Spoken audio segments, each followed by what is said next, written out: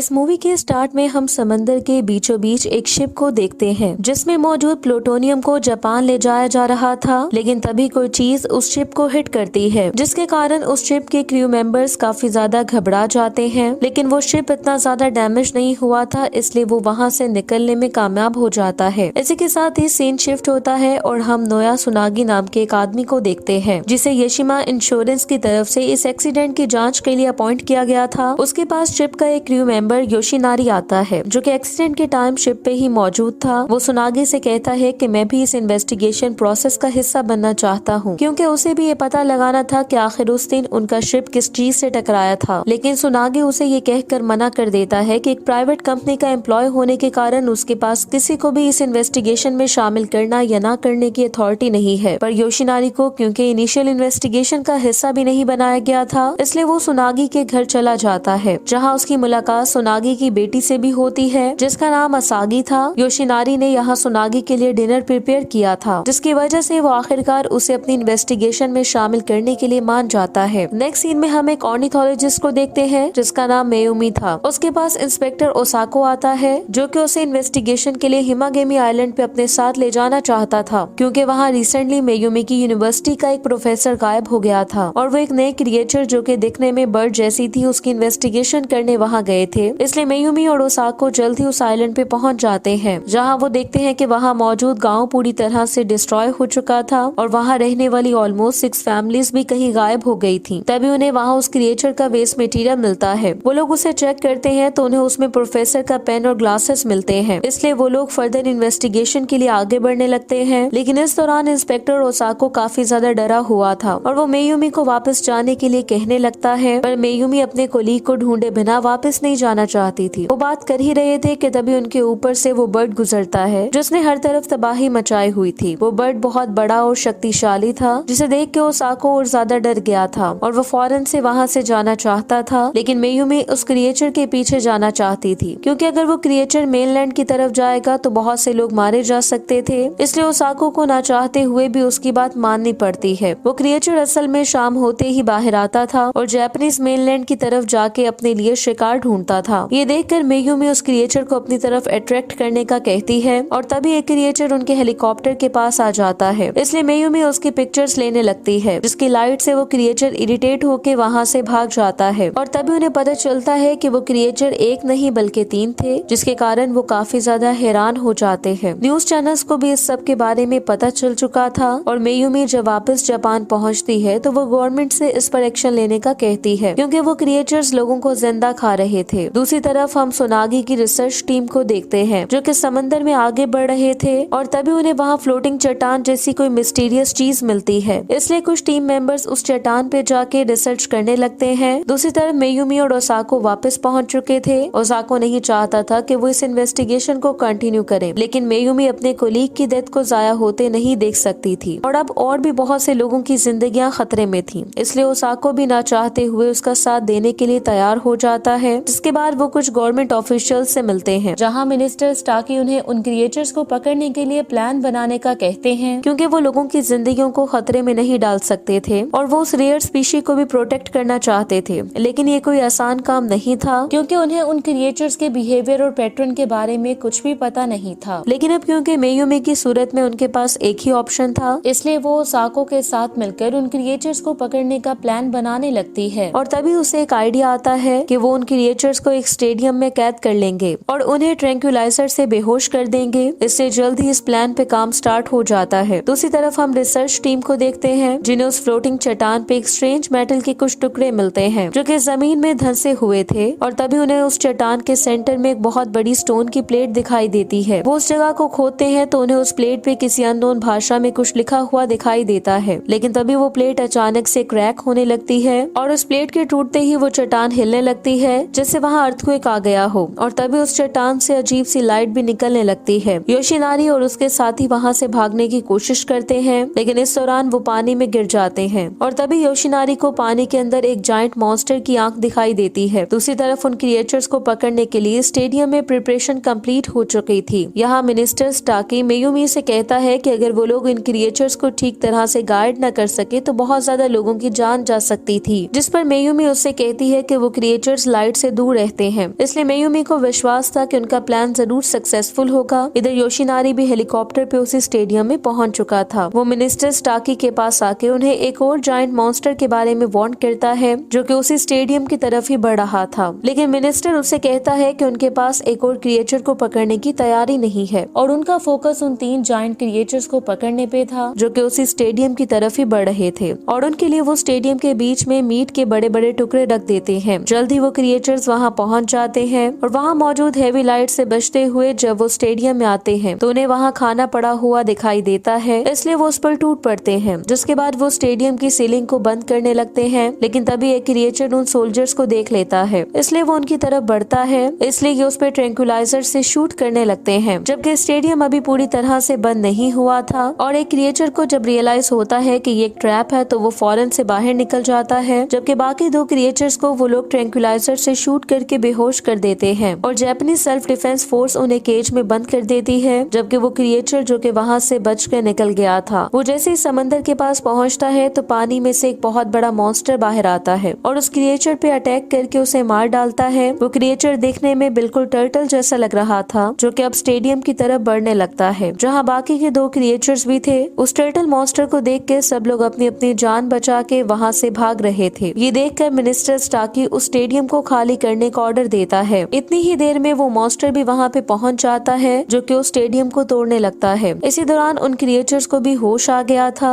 वो अपनी special ultrasonic power को यूज करते हैं और उस केज को तोड़ के बाहर आ जाते हैं और वहाँ से बच निकलने में भी कामयाब हो जाते हैं, जिसके कारण वो टर्टल भी एक फ्लाइंग ऑब्जेक्ट में बदल जाता है और वहाँ से गायब हो जाता है। ये देखकर सब लोग शॉक्ड हो जाते हैं। नेक्स्ट सीन में हम सुनागी के घर पे योशिनारी को देखते हैं जो कि उस आइलैंड पे मिलने वाली स्टोन प्लेट की जांच कर रहे थे। सुनागी यहाँ बताता है कि उस मेटल पे लिखी जाने वाली चीजें एंशिएंट लैंग्वेज में थी, जिसे उन्होंने सक्सेसफुली डिसाइफर कर लिया था और इससे उन्हें पता चलता है कि वो टर्टल की तरह दिखने वाले मॉन्स्टर का नाम गैमरा था, जबकि उन उड़ने वाले क्रिएचर्स का नाम गयास था। तभी योशिनारी उन्हें मिलने वाले मेटल का एक टुकड़ा असागी को दे देता है जो कि उसके हाथ में जाते ही चमकने लगता है। तभी सुनागी उन्हें कहता है कि ये गवर्नमेंट की प्रॉपर्टी है, लेकिन योशिनारी उसे कन्विंस करता है कि उनके पास तो इस मेटल के बहुत से टुकड़े हैं, इसलिए उनमें से अगर एक असागी रख लेगी तो कयामत नहीं आ जाएगी। तभी सुनागी उन्हें बताता है कि जो मेटल उन्हें मिली है वो उन मेटल से बिल्कुल अलग है जिन मेटल्स के बारे में पहले वो जानते हैं, यानी कि वो कोई अननोन मेटल थी। तभी असागी उसे बताती है कि ये मेटल एटलांटिस में यूज होती है। एटलांटिस असल में एक ऐसा फिक्शनल आइलैंड था जिसके बारे में प्लेटो ने अपनी बुक्स में भी बताया था। योशिनारी पूछता है कि इसका मतलब है कि गैमरा को एटलांटिस सिविलाइजेशन ने बनाया था, जिस पर सुनागी कहता है कि गैमरा के पास जो उड़ने वाली शक्ति है वो नेचुरली किसी जानवर में नहीं हो सकती। जिसके बाद हम सुनागी, योशिनारी और मेयुमी को मिनिस्टर स्टार्की और कुछ और गवर्नमेंट ऑफिशियल्स के साथ एक मीटिंग में देखते हैं, जहां उन्हें उन क्रिएचर्स के डीएनए सैंपल से पता चलता है कि वो सब के सब गयास फीमेल्स हैं जो कि बिना मेल्स के अंडे दे सकती हैं। और यहाँ हमें ये भी पता चलता है कि गयास को भी उन्हीं लोगों ने 10,000 साल पहले बनाया था जिन्होंने गैमरा को बनाया था, क्योंकि गयास इवल मॉन्स्टर थे और गैमरा को उन्हें खत्म करने के लिए बनाया गया था। लेकिन मिनिस्टर उनकी फिक्शनल स्टोरीज पर विश्वास करने के लिए तैयार नहीं था। मिनिस्टर उससे कहता है कि चाहे वो टर्टल उन क्रिएचर्स को मारने आया हो, लेकिन उसका इस आइलैंड में मौजूद होना बहुत से लोगों की जान को खतरे में डाल रहा था और वो स्टेडियम पे किए जाने वाले अटैक को भी इग्नोर नहीं कर सकते थे। सुनागी ने बताता है कि गैमरा अभी अभी एक लंबी नींद से जागा है जो कि अपनी एनर्जी को चार्ज कर सकता है और वैसा उस एरिया में मौजूद किसी भी तरह की इलेक्ट्रिसिटी से कर सकता था और इसी वजह से गैमरा उस प्लूटोनियम वाले शिप से टकराया था, जिसे हमने मूवी के स्टार्ट में भी देखा था। नेक्स्ट सीन में हम मेयुमी को हिमागेमी आइलैंड पे देखते हैं, जहाँ उन्हें गयास का घोंसला मिलता है, लेकिन वहाँ मौजूद अंडों से निकलने वाले बच्चों ने एक दूसरे को ही खा लिया था, क्योंकि उनके पेरेंट्स अभी तक उनके लिए खाना लेके वहाँ नहीं पहुँचे थे, जिसका मतलब ये था कि अब वो 2 गयास ही आखिरी सर्वाइवर बचे थे। दूसरी तरफ हम सुनागी और योशिनारी को देखते हैं और वो भी हिमागेमी आइलैंड पे मौजूद थे। सुनागी यहाँ इस वजह से परेशान था क्योंकि वो मेयुमी की टीम से कांटेक्ट नहीं कर पा रहा था और तभी उन्हें अचानक से उस क्रिएचर की आवाज सुनाई देती है। वो कुछ लोगों को ब्रिज की दूसरी साइड पे एक सेफ लोकेशन की तरफ भागता हुआ देखते हैं, क्योंकि उस तरफ वही क्रिएचर्स पहुंच चुके थे। अब क्योंकि मेयुमी और उसकी टीम भी उसी तरफ गए थे, इससे योशिनारी भी उसी तरफ भागने लगता है। लेकिन तभी वो देखता है कि मेयुमी एक बच्चे को बचा के ब्रिज क्रॉस करने की कोशिश कर रही थी, पर वो भागते भागते नीचे गिर जाती है, जिसकी वजह से वो क्रिएचर भी उनकी तरफ अट्रैक्ट होता है और उन्हें खाने के लिए उनकी तरफ बढ़ने लगता है। ये देखकर योशिनारी भी फौरन से मेयुमी और उस बच्चे को बचाने के लिए वहाँ पहुँच जाता है और इससे पहले कि वो क्रिएचर उन तक पहुंचता तभी गैमरा भी वहां पहुंच चुका था, जो कि अपनी फायर बॉल से गयास पे अटैक करके उसे मार डालता है। लेकिन इसी दौरान वहां पे दूसरा क्रिएचर भी आ गया था, जो कि अपनी अल्ट्रासोनिक पावर से ब्रिज पे अटैक कर देता है। लेकिन गैमरा अपने हाथ से उसे ब्लॉक कर देता है, जिससे उसे बहुत ज्यादा पेन भी होने लगती है। लेकिन इससे योशिनारी को मौका मिलता है और वो मेयुमी और उस बच्चे को लेकर ब्रिज की दूसरी साइड पे पहुंच जाता है। और अब इससे पहले कि गैमरा गयास पे अटैक करता वो वहां से भाग जाता है, इसलिए गैमरा भी उसका पीछा करने लगता है। ये देखकर योशिनारी और सुनागी को ही ये बात क्लियर हो गई थी कि गैमरा उनका दुश्मन नहीं है और गयास ही ह्यूमैनिटी के लिए असली थ्रेट है। लेकिन इस दौरान हम देखते हैं कि जापानीज सेल्फ डिफेंस फोर्स को ये अप्रूवल मिल जाता है कि वो गैमरा पे अटैक करके उसे खत्म कर दें, जबकि गयास को फर्दर स्टडी के लिए कैप्चर करने का कहा जाता है। लेकिन सुनागी एक बार फिर से गवर्नमेंट को वार्न करता है कि उनके असली दुश्मन गयास हैं, गैमरा नहीं। लेकिन वो लोग उसकी कोई बात नहीं सुनते और जापानीज सेल्फ डिफेंस फोर्स गैमरा पे अटैक कर देती है। इधर असागी, जो कि उस मेटल के कारण गैमरा से कनेक्टेड फील कर रही थी, वो भी उसी जगह पहुंच जाती है जहाँ पे गैमरा था और जापानीज सेल्फ डिफेंस फोर्स मुसलसल उस पे अटैक कर रही थी, जिसकी वजह से वो काफी ज्यादा घायल होकर नीचे गिर जाता है। लेकिन इस दौरान हम देखते हैं कि जैसी चोट गैमरा को लग रही थी वैसे ही चोट असागी को भी लगना शुरू हो जाती है और तभी वहाँ पे गयास भी आ जाता है, जो कि अपनी अल्ट्रासोनिक बीम से गैमरा पे अटैक करने लगता है। लेकिन गैमरा यहाँ रिट्रीट करता है और वहाँ से निकलने में कामयाब हो जाता है, जबकि असागी इस दौरान बेहोश हो गई थी, इसलिए उसे हॉस्पिटल लाया जाता है, जहाँ उसके फादर को पता चलता है कि असागी टेलीपैथी के थ्रू गैमरा से लिंक कर सकती है, जिससे वो गैमरा से कम्युनिकेट भी कर सकती थी। नेक्स्ट सीन में हम मेयुमी और योशिनारी को इस बारे में डिस्कशन करते हुए देखते हैं। मेयुमी कहती है कि गयास सिर्फ उसी सूरत में ही रिप्रोड्यूस कर सकते थे जब वो इंसानों को अपने खाने के लिए यूज करेंगे और इसी वजह से वो लोगों पे भी अटैक कर रहे थे, जिससे वो गयास जो कि बच गया था वो और ज्यादा बड़ा हो जाता है और उसकी पावर भी पहले से काफी ज्यादा बढ़ गई थी, यानी कि वो अब एक सुपर गयास बन चुका था। सुपर गयास अब टोक्यो पहुंच के एक ट्रेन पे अटैक कर देता है और उसमें से पैसेंजर्स को निकाल के खाने लगता है। ये देखकर मिनिस्टर स्टाकी को भी रियलाइज हो जाता है कि गयास उनका एनिमी है, इसलिए जापानीज सेल्फ डिफेंस फोर्स भी उस पे अटैक के लिए वहाँ पहुँच जाती है। लेकिन गयास किसी तरह बच के वहाँ से निकल जाता है और एक जगह पहुँच के वो ट्रेन का एक डब्बा जो वो अपने साथ लाया था उसमें से लोगों को निकाल के खाने लगता है और सुबह होते ही वो सो जाता है। इसी दौरान जापानीज सेल्फ डिफेंस को भी पता चल चुका था कि सुपर गयास सनलाइट के कारण और ज्यादा कमजोर हो जाता है, इसलिए वो भी दिन की रोशनी में उस पे अटैक का प्लान बना चुके थे और वो उस पे बहुत से मिसाइल्स फायर कर देते हैं। लेकिन कुछ देर के बाद उन्हें पता चलता है कि सुपर गयास को तो कुछ भी नहीं हुआ था और वो साउथ की तरफ बढ़ने लगता है, इसलिए वो लोग एक बार फिर से उस पे अटैक करते हैं। लेकिन सुपर गयास उन मिसाइल से भी बच जाता है और वो मिसाइल टोक्यो टावर में जाके लगते हैं, जिससे वो टावर डिस्ट्रॉय हो जाता है। कुछ देर बाद हम देखते हैं कि सुपर गयास उसी टावर पे आके बैठ जाता है और अपना घोंसला बनाने लगता है, जबकि जापानीज सेल्फ डिफेंस फोर्स अब होपलेस हो चुकी थी और वो ये उम्मीद करने लगते हैं कि शायद गैमरा जिंदा हो और वो उनकी हेल्प के लिए आ जाए। और तभी हम गैमरा को देखते हैं जो कि अपनी इंजरी से पूरी तरह हील हो चुका था, इसलिए वो टोक्यो की तरफ बढ़ने लगता है ताकि वो गयास से लड़ सके। इधर असागी भी जाग जाती है, जो कि अपने पिता से कहती है कि उन्हें भी जल्द से जल्द टोक्यो पहुंचना होगा, इसलिए अगली सुबह उसके फादर उसे लेके टोक्यो पहुंच जाते हैं। लेकिन इसी दौरान वहाँ पे अर्थक्वेक आने लगता है क्योंकि वहाँ पे गैमरा भी पहुंच चुका था, जो कि जमीन से बाहर आते ही सुपर गयास के घोंसले पे अटैक करके उसे डिस्ट्रॉय कर देता है, जिससे उसके सारे अंडे टूट जाते हैं। इसलिए गैमरा और सुपर गयास में फाइट स्टार्ट हो जाती है। गैमरा अपनी फायर बॉल से सुपर गयास पे अटैक करता है, लेकिन वो उसके अटैक से बच जाता है और गैमरा पे अपनी लेजर बीम से अटैक करता है और इस घाव के निशान असागी की बॉडी पे भी दिखने लगते हैं। ये देखकर उसके पिता काफी ज्यादा परेशान हो जाते हैं, इसलिए वो चाहते थे कि ये सब जल्द से जल्द बंद होना चाहिए। लेकिन असागी उनसे कहता है कि गैमरा उन लोगों के लिए ही लड़ रहा है और उन्हें उसकी हेल्प जरूर करनी होगी। इधर गैमरा उस अटैक के कारण नीचे गिर गया था, इसलिए गयास उस पे फिर से अटैक के लिए आता है, जिसके कारण वो एक बिल्डिंग में जा लगता है। लेकिन गैमरा के संभलते ही वो दोनों एक बार फिर से आमने सामने आ जाते हैं और अब गैमरा उस पे अटैक करता है, जिसके कारण वो ऊपर उड़ के गैमरा पे काउंटर अटैक करने लगता है। लेकिन गैमरा उसका एक पाँव उखाड़ देता है और उसे उठा के एक बिल्डिंग में दे मारता है, जिसके बाद वो हवा में उड़ जाता है। इधर गयास भी हार मानने के लिए तैयार नहीं था, वो एक बार फिर से खड़ा हो जाता है और गैमरा का पीछा करने लगता है। वो दोनों उड़ते उड़ते स्पेस में पहुंच जाते हैं, जहां गयास गैमरा पे अटैक कर देता है। लेकिन गैमरा ने इस दौरान गयास को पकड़ लिया था, जिसे लेकर वो वापस अर्थ की तरफ बढ़ने लगता है ताकि वो बहुत ज्यादा स्पीड के साथ उसे नीचे गिरा के खत्म कर सके। लेकिन इस दौरान गयास अपनी अल्ट्रासोनिक बीम से गैमरा पे अटैक करता है, जिसके कारण गैमरा उसे छोड़ देता है। लेकिन बहुत ज्यादा स्पीड के कारण वो खुद को नहीं संभाल पाता और जमीन पे एक ऑयल रिफाइनरी में आके गिरता है, जिससे वहाँ एक बहुत बड़ा ब्लास्ट होता है और ऐसा ऐसा लग रहा था कि इस बार गैमरा नहीं बच सकेगा, लेकिन इसी दौरान उसागी भी वहाँ पहुँच गई थी, जो कि उस मेटल की पावर को यूज करती है और देखते ही देखते गैमरा उस एक्सप्लोजन की सारी आग को एब्जॉर्ब कर लेता है। ये देखकर सुपर गयास अपनी सारी पावर्स जमा करने लगता है और अपनी एक पावरफुल सुपरसोनिक बीम से गैमरा पे अटैक कर देता है, लेकिन इससे पहले गैमरा अपनी फायरबॉल से गयास पे अटैक कर चुका था और उसके फायरबॉल गयास की सुपरसोनिक बीम को ओवरपावर करते हुए गयास को जा लगती है, जिससे वो वहीं मारा जाता है। ये देखकर गैमरा धाड़ने लगता है क्योंकि वो ये फाइट जीत चुका था और तभी वो उसागी को देखता है, जिसके कारण उसके सारे घाव भरने लगते हैं और इसी के साथ ही गैमरा वापस ओशन में लौट जाता है, जिसकी वजह से उसागी यहाँ फील करती है कि वो अब गैमरा के थॉट्स नहीं पढ़ पा रही है। तभी उसागी कहता है कि दुनिया में कहीं न कहीं गयास के और भी अंडे हो सकते हैं, लेकिन शायद गैमरा अगली बार हमें बचाने नहीं आएगा। पर उसागी उनसे कहती है कि गैमरा हर बार हमें बचाने आएगा और इसी के साथ ही ये मूवी एंड हो जाती है। Thank you so much for watching.